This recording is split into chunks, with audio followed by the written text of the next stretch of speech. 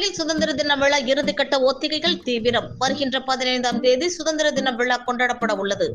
சுதந்திர தின விழாவில் வாகா எல்லையில் இந்திய ராணுவத்தினர் அணிவகுப்பும், அதே இடத்தில் நடைபெறும் பாகிஸ்தான் நாட்டு ராணுவத்தினரின் அணிவகுப்பும் ஒரே இடத்தில் பார்க்கும் பொழுது உணர்ச்சி பூர்வமிக்க நிகழ்ச்சியாகவும் இருக்கும். அந்த அணிவகுப்பை போலவே கோவையிலும் இம்முறை நடத்த ஆயுதப்படை போலீசார் முடிவு செய்து தீவிர பயிற்சி மேற்கொண்டு வருகின்றனர்.